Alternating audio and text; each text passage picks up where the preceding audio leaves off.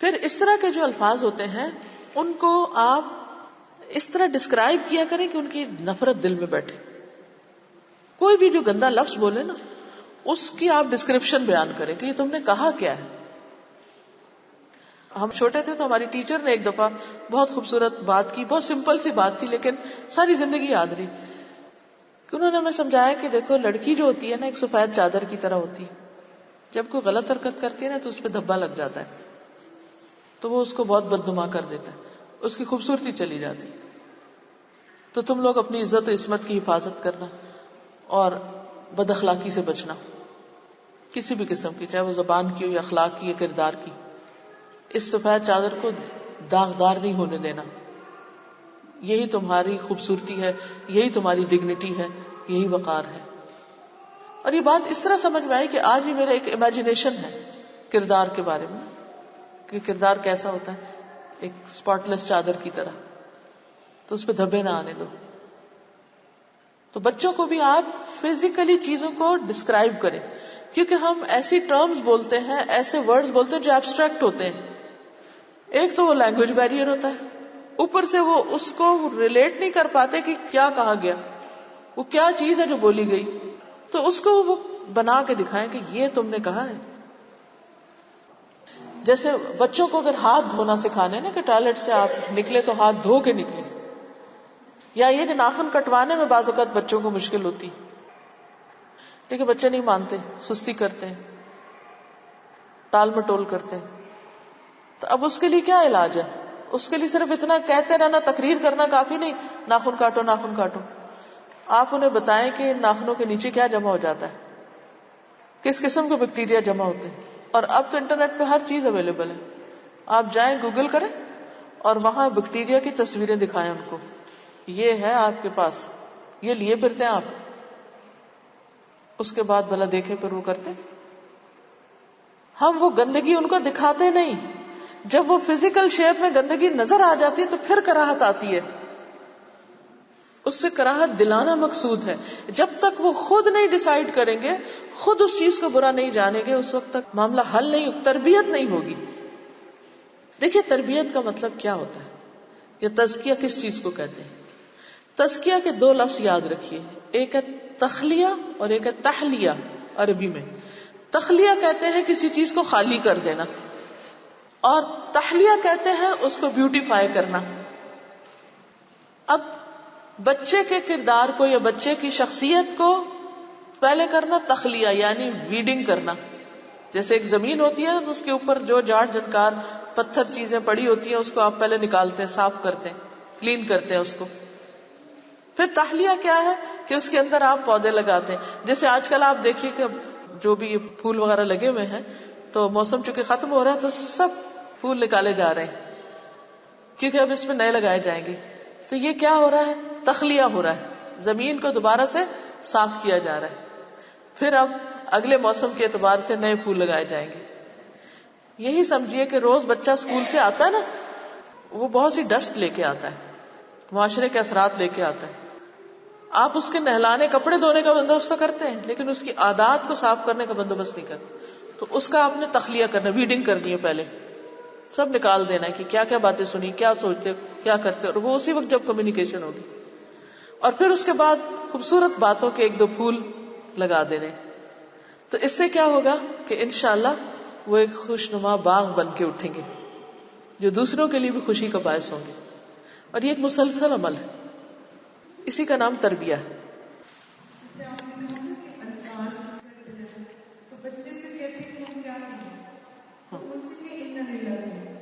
یعنی ساتھ آلٹرنیٹ بھی دیں, تخلیہ کر کے تحلیہ. اگر پہلے سارے پھول اکھاڑ کے پھینک دیا اور نیا کچھ لگایا نہیں تو آپ نے تو پہلے سے بھی کام خراب کیا. تو یہ دونوں چیزیں ضروری ہوتی, تب جا کے تربیت مکمل ہوتی. کل ایک بات یہ بھی ہوئی تھی کہ بچوں سے ہمیں جو ایکسپیکٹیشنز ہیں, جو امیدیں وابستہ ہیں, ان کا اظہار کرنا چاہیے, بتانا چاہیے. مثلاً آپ یہ چاہتے ہیں کہ چھٹی کے فوراً بعد بچہ گھر واپس آئے, یہ ایک امید ہے جو آپ اس سے رکھتے ہیں کہ آئی ہوپ کہ آپ ایسا کرو گے. آپ نے اس کو بتایا ہی نہیں, وہ کیا کرتا ہے, چھٹی ہوتی ہے، دوستوں کے ساتھ گھومتا پھرتا ہے، کھیلتا کودتا ہے، اور پھر گھر آتا ہے، اور آتا ہے تو آپ بس چھوٹ پڑتے ہیں ڈانٹ ڈپٹ کرنے کے لیے. نہیں، پہلے آپ نے اس کو لمٹس بتانی ہے کہ دیکھو 2 بجے چھٹی ہوتی ہے، 2 o'clock چھٹی، 2:30 گھر کے اندر ہونا ہے.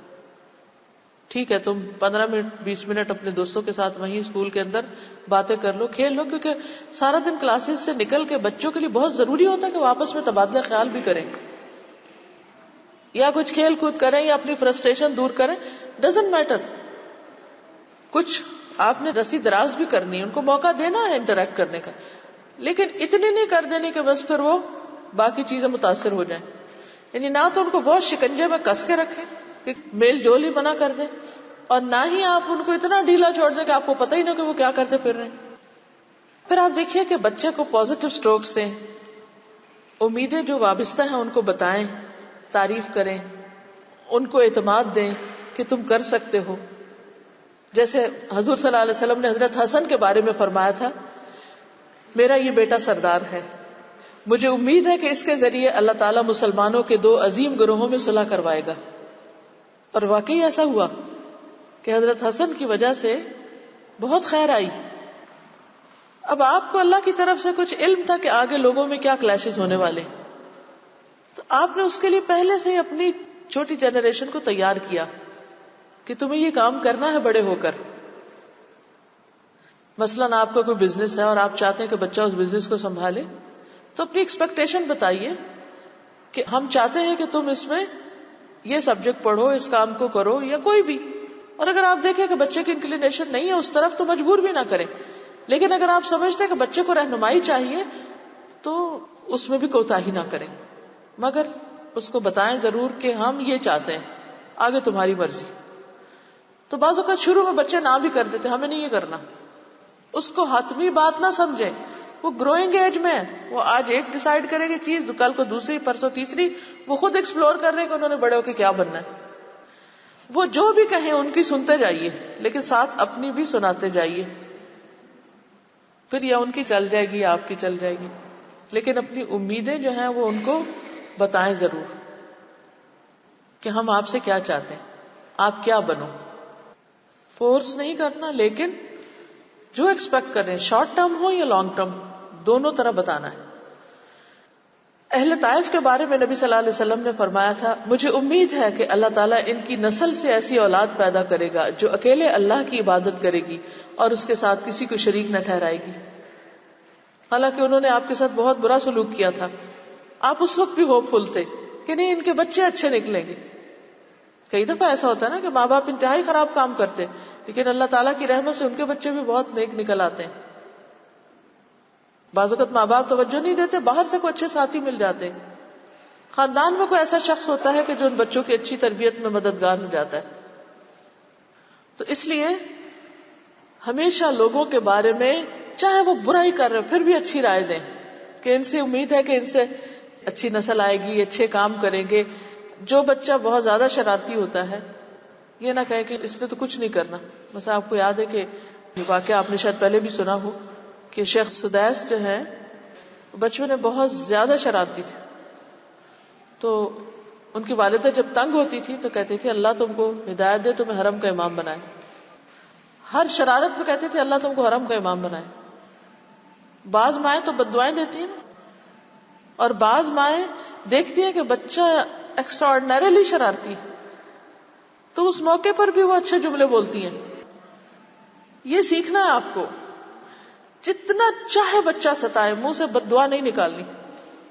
بعض اوقات ایسا ہوتا ہے نا کچھ بچے زج کر دیتے، تنگ کرنے کی انتہا کر دیتے ہیں، اور اس وقت زبان پہ آتے آتے لفظ رک جاتے ہیں کہ کیا کہہ دیں ان کو، بس ان کو روک ہی لیں اور کوئی اچھے جملے سیکھ لیں کہ اللہ تمہیں ہدایت دے، اللہ تمہیں ایسا کرے، اللہ تمہیں ایسا کرے.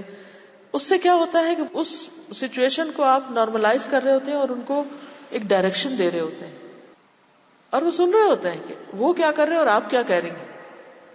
یہ چیز ان کے اندر ایک نرمی لے آتی. اور ایک ہی بات جب بار بار سنتے ہیں نا، بار بار سنتے ہیں، آپ یہ نہ سوچیں کہ اچھا بار بار کہنے چاہے دکھتا جائیں. آپ کہتے رہیے، وہ اندر جاتی رہے گی. وہ کسی وقت باہر بھی آ جائے گی. مسئلہ کہاں ہوتا ہے؟ جب ہم یہ سوچتے ہیں کہ جلدی سے نتیجہ سامنے آ جائے، فوراً بس آج ہم نے بیج ڈالا کل درخت لگ جائے. بس یہ نہیں ہوگا. یہ 10 سال بعد جا کے آپ کو پھل ملے گا، 20 سال بعد جا کے آپ دیکھیں گے کہ ہیں یہ یاد رہی اس کو باتیں جو میں نے سکھائی تھی بچپن میں، کہ تمہاری صحیح قابل قدر ٹھہری. تو انشاءاللہ آج جو محنت آپ کریں گے اس کا پھل پائیں گے. اللہ تعالیٰ کسی کی بھی کوشش کو ضائع نہیں کرتا. آپ ایسا ہی سمجھیے کہ جیسے اپنے گارڈن میں آپ نے کوئی فروٹ ٹری لگایا ہے، تو جب ہم اس کو دیکھتے ہیں تو کیا ہمارے دل میں خیال آتا ہے؟ اگر آپ اس تجربے سے گزرے ہو، جو فروٹ ٹری لگاتے ہیں تو جب دیکھتے ہیں تو کہتے ہیں پتہ نہیں اس کا پھل ہم کھا سکیں گے کہ نہیں، یہ کب بڑا ہوگا، یہ کب پھل دے گا. مجھے تو ہمیشہ یہ ہوتا ہے کہ جب میں دیکھتی ہوں چھوٹے چھوٹے فروٹ ٹریز تو میں کہتی ہوں یہ کب بڑا ہوگا.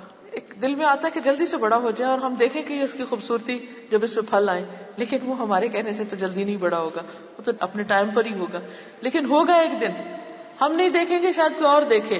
اور اللہ تعالیٰ کا کتنا احسان ہے کہ اللہ نے آخرت جیسی چیز رکھی کہ اگر ہم اچھی تربیت کر کے دنیا سے چلے بھی جاتے ہیں تو اللہ کل دکھا دے گا ساری کوشش. بلکہ قبر میں بھی جب والدین کا درجہ بلند ہوتا ہے، یعنی کہ برزخ میں بھی اپ گریڈ کیے جاتے ہیں، تو اس وقت وہ پوچھتے ہیں کہ یہ ہمیں اپ گریڈ کیوں کیا گیا ہے؟ تو بتایا جاتا ہے تمہارے بچوں کی دعا کی وجہ سے. آج ہم انہیں سکھا رہے ہیں، کل ہم شاید دنیا میں ان سے نہ سن سکیں وہ کیا پڑھ رہے ہیں اور کیا کر رہے ہیں، لیکن پیچھے سے جو تحفے جائیں گے وہ اس سے سب پتہ چل جائے گا. اس لیے بچوں کو اللہ کی امانت سمجھ کر اپنی ذمہ داری پوری کرتے جائیں اور فوری ریوارڈ کا تقاضا نہ کریں، ورنہ فرسٹریشن ہوگی. پھر اسی طرح یہ ہے کہ ہم بات کر رہے تھے کہ امید کے جملے بولنے کی. مثلا حضرت ابو ہریرہ نے ایک مرتبہ شفاعت کے بارے میں سوال کیا تو آپ نے فرمایا مجھے امید تھی کہ یہ سوال سب سے پہلے تم ہی کرو گے. پھر اسی طرح ایک اور روایت میں آتا ہے، حضرت ابو ہریرہ کہتے ہیں میں نے نبی صلی اللہ علیہ وسلم سے سنا، آپ فرما رہے تھے کہ اللہ کے راستے میں جو شخص کسی بھی چیز کا جوڑا دے، یعنی پیر میں دے صدقہ، تو جنت کے پہرے دار فرشتے اسے بلائیں گے کہ اے فلاں اس دروازے سے اندر آ جاؤ. اس پر ابو بکر نے کہا یہ تو وہ شخص ہوگا جسے کوئی نقصان نہ ہوگا، یعنی بہت ہی خوش قسمت ہے. فرمایا مجھے امید ہے تم ان میں سے ہوگے. یعنی کس طرح آپ ان کو انکریج کر رہے ہیں. حضرت انس کہتے ہیں کہ رسول اللہ صلی اللہ علیہ وسلم نے فرمایا جنت میں اونٹوں کی گردنوں کے برابر پرندے ہوں گے، بہت بڑے بڑے، جو درختوں میں چرتے پھریں گے. ابو بکر نے عرض کیا اللہ کے رسول صلی اللہ علیہ وسلم وہ پرندے تو خوب صحت مند ہوں گے، اتنے بڑے؟ آپ نے فرمایا انہیں کھانے والے اس سے بھی زیادہ صحت مند ہوں گے. اور اے ابو بکر مجھے امید ہے کہ آپ بھی ان کھانے والوں میں شامل ہوگی. آپ سوچئے کہ سن کے ان کے دل کی حالت کیا ہوگی. یعنی امید ایک ایسی چیز ہے جو زندگی میں خوشی بھر دیتی کہ اچھا مجھے بھی ملے گا یہ. تو انسان کہتا ہے اچھا کچھ اور بھی کام کر لو. ابی ابن کعب سے مروی ہے کہ رسول اللہ صلی اللہ علیہ وسلم نے فرمایا کیا میں تمہیں ایسی صورت نہ سکھا دوں جس کی مثال تورات، زبور، انجیل اور خود قرآن میں بھی نہیں؟ میں نے عرض کیا کیوں نہیں؟ نبی صلی اللہ علیہ وسلم نے فرمایا مجھے امید ہے کہ تم اس دروازے سے نکلنے نہیں پاؤ گے کہ اسے سیکھ چکے ہوگے، یعنی تم اتنے کوئک لرنر ہو. پھر رسول اللہ صلی اللہ علیہ وسلم کھڑے ہو گئے، میں بھی ان کے ہمراہ کھڑا ہو گیا. آپ میرا ہاتھ پکڑ کر باتیں کرنے لگے اور چلتے چلتے دروازے کے قریب پہنچ گئے. میں نے آپ کو یاد دہانی کراتے ہوئے عرض کیا اللہ کے رسول صلی اللہ علیہ وسلم کو صورت بتا دیجیے جس کے بارے میں آپ نے مجھ سے فرمایا تھا. آپ نے فرمایا جب تم نماز پڑھنے کھڑے ہوتے ہو تو کیا پڑھتے ہو؟ تو انہوں نے سورۃ فاتحہ پڑھ کر سنا دی. فرمایا یہی وہ سورت ہے جو سبع مثانی ہے اور وہی قرآن عظیم ہے جو مجھے دیا گیا ہے. تو اب یہ بھی تو کہہ سکتے تھے کہ میں تمہیں بتاؤں کہ سورۃ فاتحہ کیا ہے؟ سبع مثانی. ایک یہ طریقہ ہے کہنے کا، اور ایک آپ پوری گفتگو آپ کی دیکھیے جو آپ نے ان کے ساتھ کی ہے کہ کس طرح پہلے ان کو ذہنی طور پہ تیار کیا ہے، اور پھر انہوں نے جب اپنا سوال دہرایا تو آپ نے خود ان کو کوشچن کر کے کہا کہ یہ وہی ہے جو تم کرتے ہو، کیا ہے بھلا بتاؤ. تو بچے بعض اوقات ایک کام کر رہے ہوتے ہیں، اب وہ کرتے کرتے تھک رہے ہوتے ہیں، بعض اوقات ان کا علم جو ہے وہ تھوڑا پرانا ہونے لگتا ہے، تو اس کو ایک نئے اینگل سے دوبارہ یاد کرا دیجئے اور اس کے اندر ایک نیا رنگ بھر دیجئے تاکہ وہ خوشی کے ساتھ اس چیز کو ایکسپٹ کرے. پھر اسی طرح یہ ہے کہ جو توقع آپ نے بچے سے لگائی ہے اسے بار بار دہراتے رہیں تاکہ پتہ چل جائے کہ اس نے بات سن کر سمجھ بھی لی ہے یا نہیں. تو جو سکھائیں اس کو دہرائیں اور اسے پوچھیں، فیڈ بیک بھی لیں. برا بن عازب کہتے ہیں کہ نبی صلی اللہ علیہ وسلم نے فرمایا جب تم اپنے بستر پر لیٹنے آؤ تو اس طرح وضو کرو جس طرح نماز میں کرتے، پھر داہنی کروٹ پہ لیٹو اور یوں کہو کہ اے اللہ میں نے اپنا چہرہ تیری طرف جھکا دیا.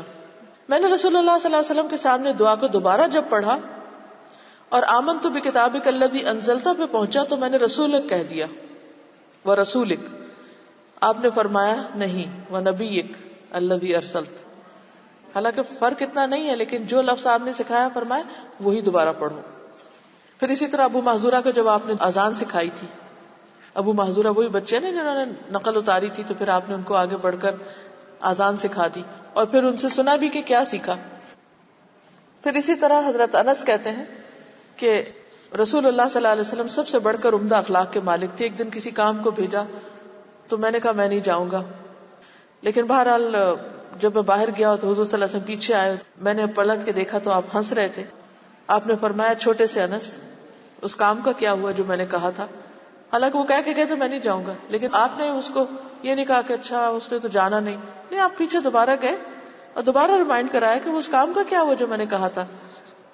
اور پھر انہوں نے کہا کہ ہاں میں جا رہا ہوں. اب بعض اوقات بچے کو آپ ایک کہتے ہیں یہ کر لو، وہ کہتے میں نہیں کرتا. مایوس نہ ہو، لیکن پہلے آپ خود پر امید ہو، وہ کر لے گا. خود سے نہ سوچ لے اس نے نہیں کرنا، کیا چھوڑو، کیا تکلیف کرنا، 100 دفعہ تو کہہ چکی ہوں پھر کہوں. نہیں، ایک انداز میں کہا نہیں سنا، ایک اور انداز میں کہیں، چھوڑے نہیں. یہ وہ چیز ہے جسے چھوڑا نہیں جا سکتا. میرا بیٹا ہے 2 سال ایج ہوا ہے اینڈ بیٹی از ایکسٹرا. مجھے بیٹے کو بتائی کہ کچھ نہیں جاؤ دوستوں سے ملو، باہر جاؤ، گھومو پھرو. بیٹی کو it is not fair.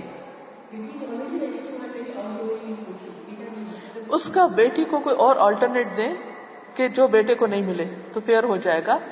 Fair ہونے کا مطلب یہ نہیں ہے کہ سب ایک ہی درجے پر ہوں، ہر ایک کی اپنی اپنی ضرورت ہوتی.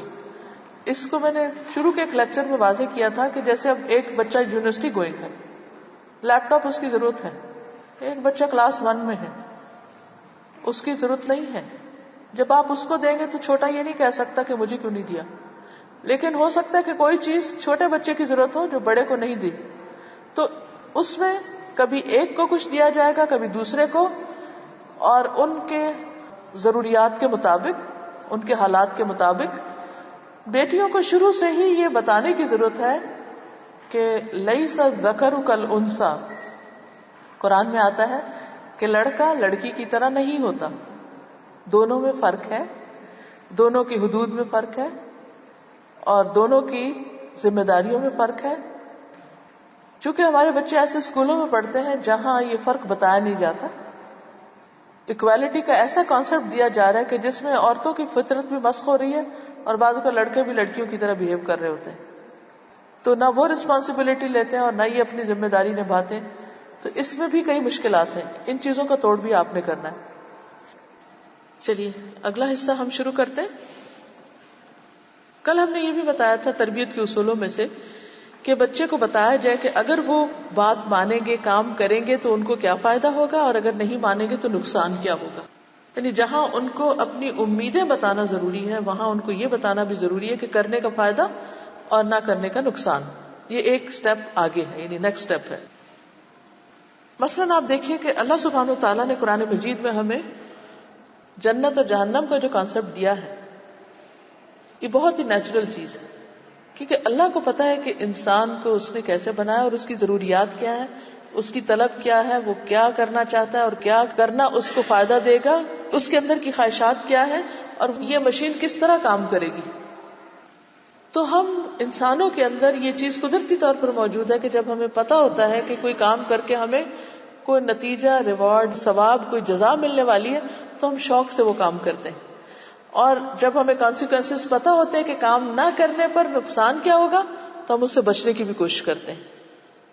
تو اسی اصول کو آپ بچوں کی تربیت پر بھی لاگو رکھیے اور ان کو کانسیکوینسز بتائیے. پھر کسی ایک وقت میں وہ کر کے بھی دکھائیے. مثلا اللہ تعالیٰ فرماتے ہیں فاذکرونی اذکرکم، تم مجھے یاد رکھو میں تمہیں یاد رکھوں گا. تم چاہتے ہو تمہاری دعائیں سنی جائیں تو تم اللہ کو یاد کرتے رہو، اللہ تعالیٰ تمہاری دعا سنے گا. اذا سألک عبادی انی فانی قریب اجیب دعوت الداعی، جو مجھے پکارتا ہے میں اس کی پکار کا جواب دیتا ہوں، جو پکارتا ہی نہیں میں اس کو کیا جواب دوں، اسے کیا کہوں. کنیکشن دونوں طرف سے ہوتا ہے نا، تعلق دو طرفہ ہوتا ہے. تو جزا یا ثواب اسی کو ملے گا جو کوئی کام کرے گا. اسی طرح اطاعت کرنے کا فائدہ کیا ہے؟ اللہ سبحانہ وتعالیٰ نے بنی اسرائیل سے کہا تھا لئن اقمتم الصلاة وآتیتم الزکاة وآمنتم برسلی وعزرتموہم وأقرضتم اللہ قرضا حسنا لأکفرن عنکم سیئاتکم وَلَأُدْخِلَنَّكُمْ جَنَّاتٍ تَجْرِي مِنْ تَحْتِهَا الْأَنْهَارُ فَمَنْ كَفَرَ بَعْدَ ذَلِكَ مِنْكُمْ فَقَدْ ضَلَّ سَوَاءَ السَّبِيلِ. اگر تم نے نماز کو قائم رکھا، زکوٰۃ ادا کرتے رہے اور میرے رسولوں پر ایمان لا کر ان کی مدد کرتے رہے اور اللہ کے بندوں کو قرض حسنہ دیتے رہے تو میں یقیناً تمہاری برائیاں تم سے دور کر دوں گا. اس کے یہ فائدے ہوں گے اور ایسے باغوں میں داخل کروں گا جن کے نیچے نہریں بہتی ہیں. پھر اس کے بعد اگر کسی نے کفر کیا تو وہ سیدھے رستے سے بھٹک گیا، یعنی اس کو یہ نہیں ملے گا، اس کا انجام یہ نہیں ہوگا. تو کتنا کلیئرلی ہر چیز کو ڈیفائن کر دیا گیا. پھر اللہ تعالیٰ نے ایک موقع پر جب جنگ احد میں مسلمانوں کو شکست ہوئی تھی تو اس وقت یہ سمجھایا وَلَا تَهِنُوا وَلَا تَحْزَنُوا وَأَنْتُمُ الْأَعْلَوْنَ إِن كُنتُم مُؤْمِنِينَ. مشروط کر دیا گیا ریوارڈ. سستی نہ دکھانا، غمزدہ نہ ہونا، تم ہی غالب رہو گے اگر واقعی تم مومن ہو تو تم ہی غالب رہو گے. نبی صلی اللہ علیہ وسلم کا اپنے ساتھ اپنے چاہنے والوں کو سجدوں کی تلقین کرنا. ایک موقع پر ربیہ بن کعب سے آپ نے پوچھا کہ تم اپنی کوئی خواہش بتاؤ، تمہیں کیا چاہیے؟ تو انہوں نے کہا کہ ارید مرافقتک فی الجنہ، مجھے جنت میں آپ کا ساتھ چاہیے. تو اس پر آپ نے یہ دیکھا کہ ان کو مجھ سے محبت ہے تو یہ نہیں کہا اچھا ٹھیک ہے پھر میں تمہیں ساتھ لے جاؤں گا. آپ نے فرمایا پھر تم سجدوں کی کثرت کر دو اگر میرے ساتھ رہنا چاہتے ہو. تو اس محبت کو چینلائز کر دیا کہ کچھ کام کرو. تو اس میں بھی کیا ہے کہ اگر تم واقعی یہ ریوارڈ چاہتے ہو کہ میرے ساتھ رہو تو پھر یہ کرنا ہوگا. تو اسی طرح بچوں کو بھی آپ بتائیں کہ اگر تمہیں واقعی یہ چیز چاہیے، مثلا بچے مطالبہ کرتے ہیں کہ ہمیں کمپیوٹر لے دیں یا ہمیں فلاں کھلونا لے دیں، تو آپ انہیں بتائیے کہ اس کے لیے یہ اور یہ کرنا ہوگا. جیسے آپ عام طور پر ڈیل کہتے ہیں تو کہتے ہیں ڈیل کر لیں ہم سے. پھر اسی طرح آپ صلی اللہ علیہ وسلم نے ایک موقع پہ فرمایا کہ جس شخص نے دن رات میں 12 رکعتیں پڑھی یعنی سنت نماز، اس کے لیے جنت میں گھر تعمیر کیا جائے گا. اب جنت کا شوق ہر ایک کو ہے، تو اگر جنت چاہتے تو پھر نماز پڑھ کے آؤ. ایک اور موقع پہ فرمایا کہ میں جنت کے ایک طرف محل کا ذمہ دار ہوں جو شخص حق پہ ہوتے ہوئے جھگڑا چھوڑ دے، یعنی میں اس کو گارنٹی دیتا ہوں. صبر کرنے والوں کو حوض کوثر پہ ملاقات کی بشارت دی، یعنی تم پر دوسروں کو ترجیح دی جائے گی تو تم ڈسہارٹ نہیں ہونا، اپنا کام کرتے رہنا حتیٰ کہ تم حوض کوثر پہ آ کے مجھ سے ملو.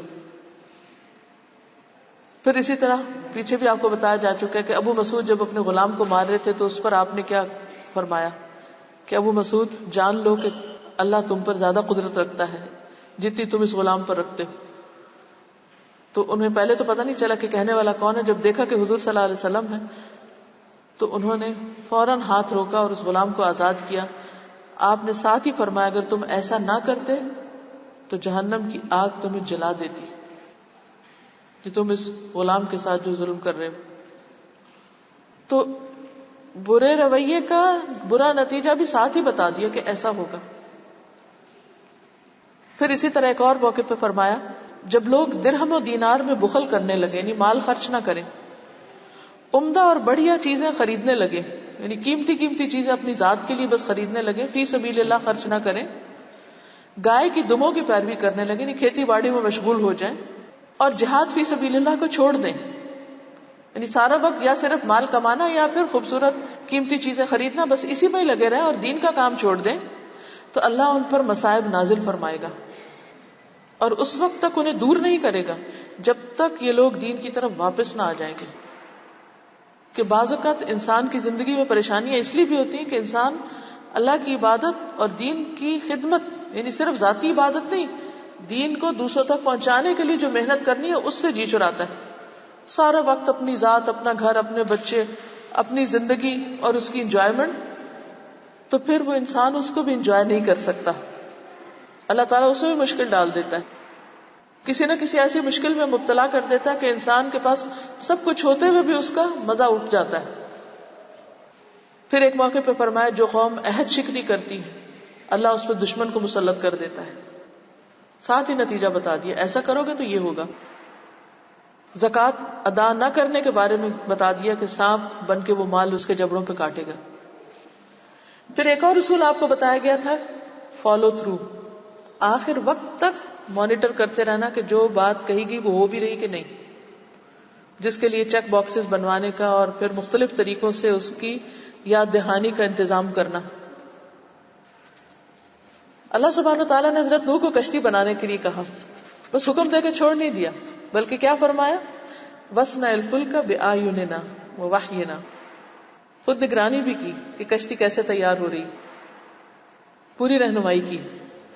کیونکہ حضرت نوح نے تو کہیں پر شپنگ کی کوئی ڈگری نہیں لی تھی کہ کیسے شپس بناتے ہیں، کیسے کام کرتے ہیں، کیونکہ وہ چھوٹی سی کشتی نہیں تھی جو کاغذ کی ہم بنا کے کھیلتے ہیں، وہ اتنا بڑا شپ تھا کہ جس میں انسانوں کے علاوہ جانوروں وغیرہ کو بھی آنا تھا، ہر چیز کے جوڑے آنے تھے. وہ بہت ہیوج شپ تھا اور اس دنیا میں پہلی دفعہ بن رہا تھا، اس سے پہلے کوئی پریسیڈنٹ نہیں تھا ایسا. تو اس پر اللہ سبحانہ وتعالیٰ نے وہ چیز اپنی نگرانی میں بنوائی. اسی طرح جب ہم بچوں کو کوئی پروجیکٹ دیتے ہیں تو صرف حکم دے کے چھوڑنا دے کہ یہ کر لینا، بلکہ ہر سٹیپ پر دیکھنا کہ کر لیا ہے. صرف آرڈر دینا کافی نہیں، اچھا ہوم ورک ختم کر لینا.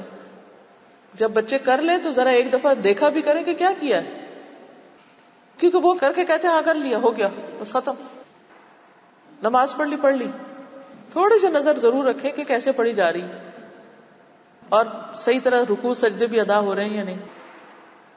شروع میں ہم کہتے ہیں اچھا صرف فرض پڑھ لو، کیونکہ ساری زندگی فرض پڑھتے رہیں گے. سنت کی طرف بھی آہستہ آہستہ لانا، پھر اس میں سپورٹ دینا، پھر اس کا اجر اور ثواب بتانا. جیسے یہ حدیث میں نے آپ بتایا نا 12 رکعتوں والی کی جنت میں گھر بنتا ہے، کیونکہ بچے پوچھتے فرض ہے، کہ مجھے اس میں فرض نماز کی عادت ڈالنے کے بعد جو سب سے بڑی مشکل پیش آئی وہ یہ کہ سنت کا عادی بنانا، کیونکہ نفس ایک چیز پہ عادی ہو جاتا ہے. پھر تو اس حدیث کو بار بار دہرانا چاہیے. اچھا پہلے آپ کہیں دنیا میں گھر چاہیے، کیسا گھر چاہیے، کہاں بناؤ گے اپنا گھر. بچوں کے بڑے بڑے ڈریمز ہوتے ہیں. گاڑی کیسی چاہیے، رنگا رنگ گاڑیوں کے نام آتے ہیں. کیا سرمایہ چاہیے اس کے لیے، کتنے پیسے چاہیے، اتنے کی آئے گی، ایسا ہوگا ویسا. جب خوب ایکسائٹیڈ ہو جائیں فوراً آخرت کی بات کیجیے.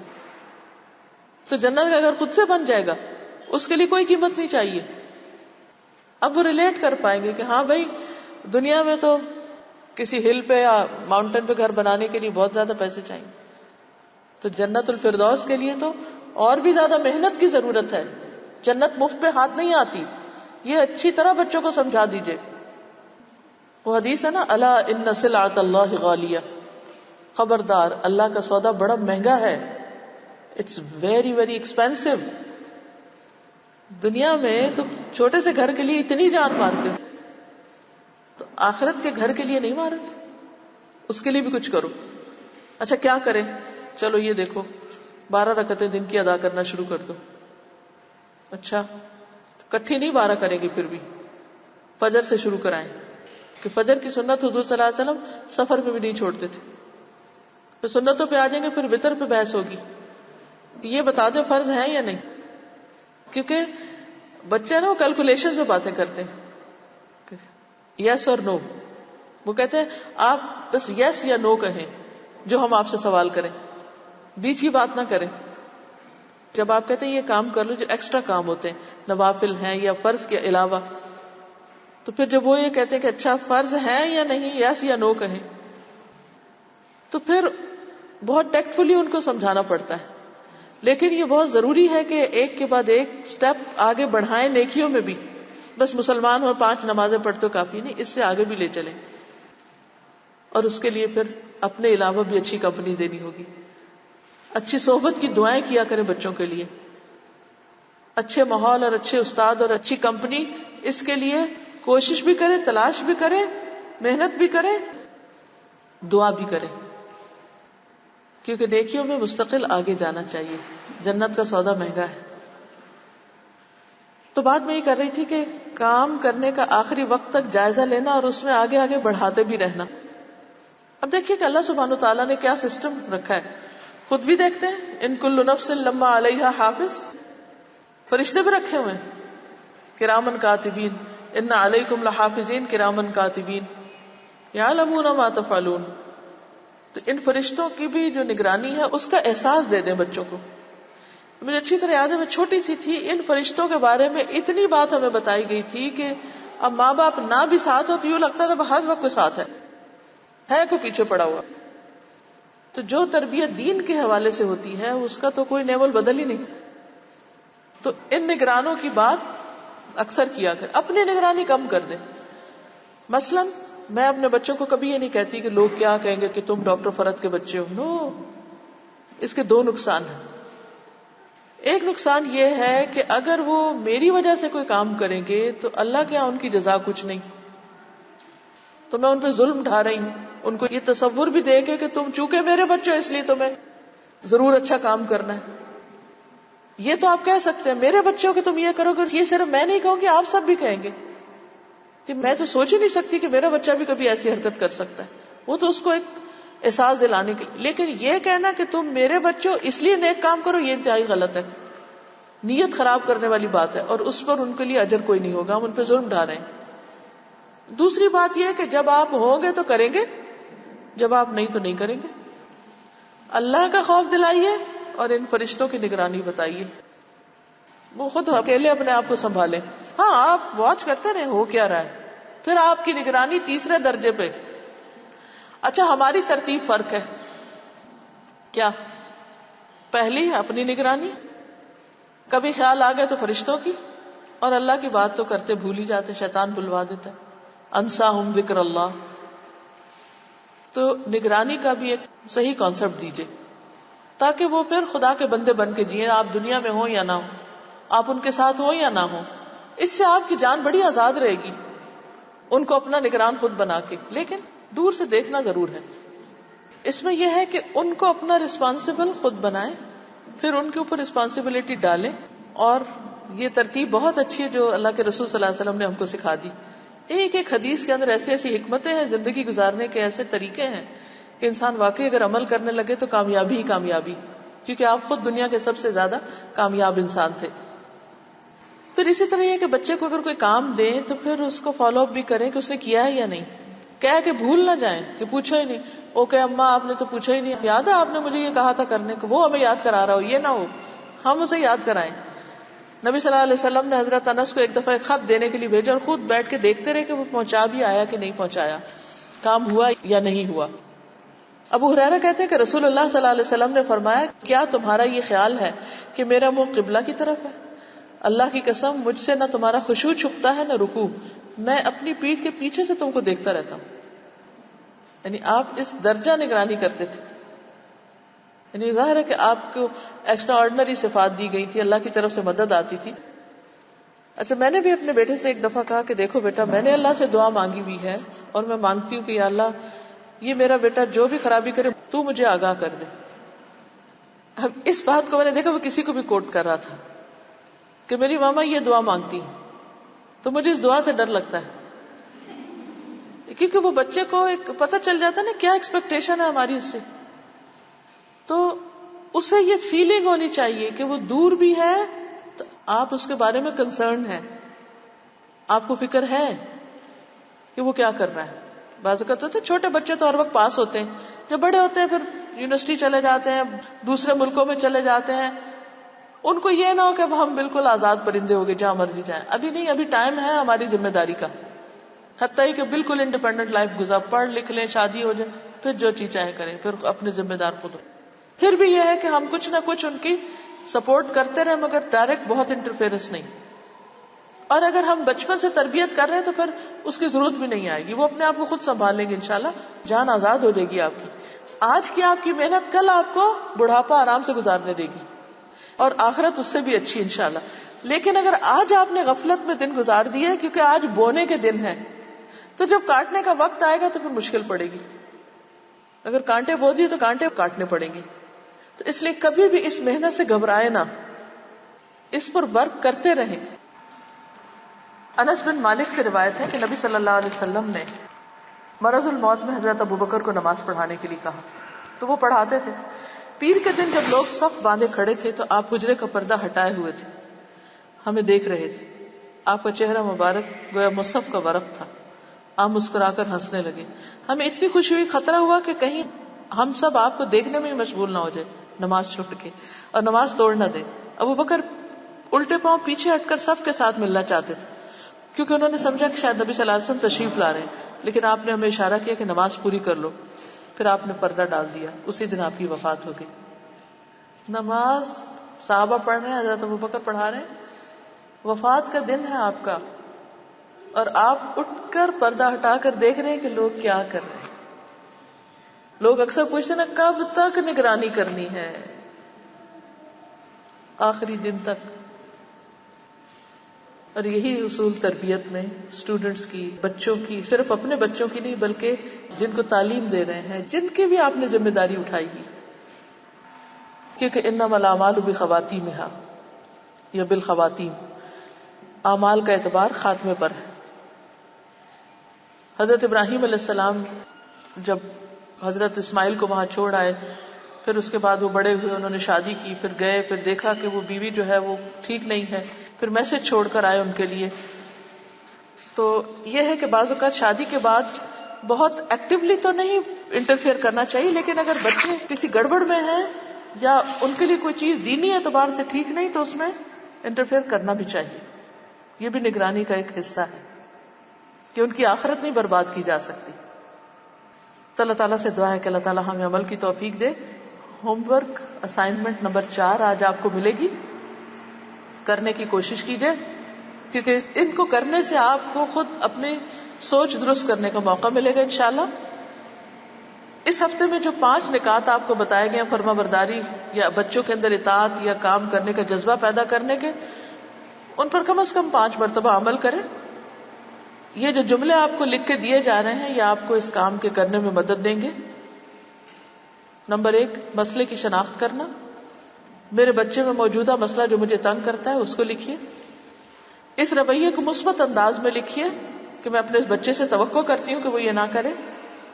یعنی پہلے اپنے اندر پازیٹیوٹی لائیے, پھر بچے کو اس سے آگاہ کیجیے,